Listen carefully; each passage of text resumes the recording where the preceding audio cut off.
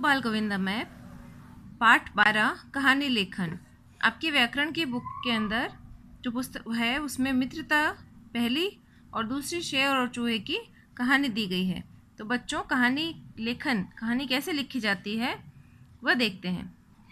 एक दिन, ये फोटो नदी की है तो हम इसे नदी लिखेंगे। तो एक दिन नदी में एक चींटी पत्ते पर बैठी बहती चली जा रही थी। वह डूबने ही वाली थी कि तभी एक कबूतर उधर से उड़ता हुआ निकला।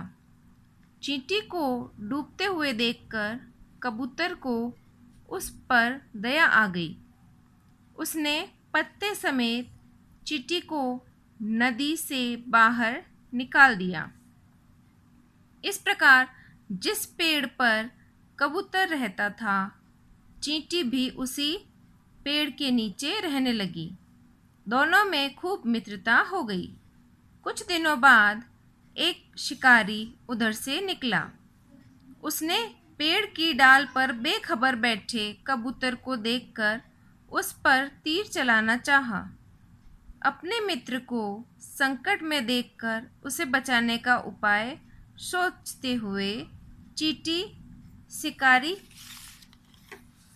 के पैरों तक गई और उसके दाएं पैर में जोर से काट लिया, जिससे शिकारी का निशाना चूक गया और कबूतर बच गया। तो जहाँ ये फोटो बनी हुई है वहाँ उसके आगे मैंने नाम लिखे हैं, तो आपको भी बच्चों उसके नाम लिखने हैं। अब इसमें दिया हुआ है दूसरी कहानी। संकेतों का प्रयोग करके कहानी पूरी कीजिए।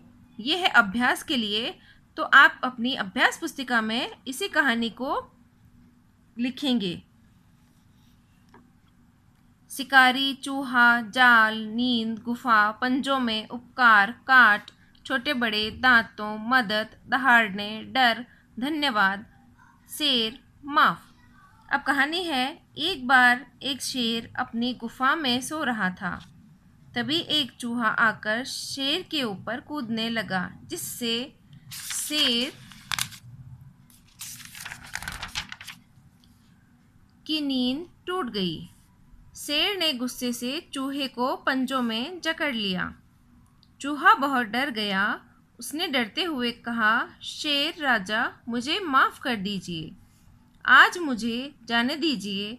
एक दिन मैं आपके उपकार का बदला जरूर चुकाऊंगा। कुछ समय बाद एक दिन वही शेर एक शिकारी के जाल में फंस गया। वह जोर जोर से दहाड़ने लगा। शेर की आवाज़ सुनकर चूहा वहां आया। उसने अपने नुकीले दांतों से शेर का जाल काट दिया। शेर ने चूहे को धन्यवाद दिया।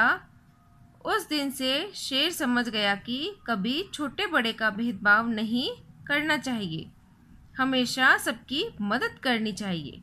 तो ये जो रिक्त स्थान दिए हुए हैं, इनमें मैंने उन संकेत में जो शब्द थे उनको जहाँ उचित शब्द लग रहा है वहीं इसको लिखा है। आपको भी ऐसे ही करना है, अपनी पुस्तक के अंदर भी और अपनी अभ्यास पुस्तिका में भी।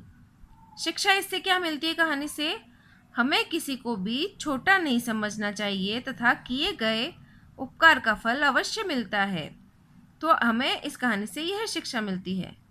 धन्यवाद।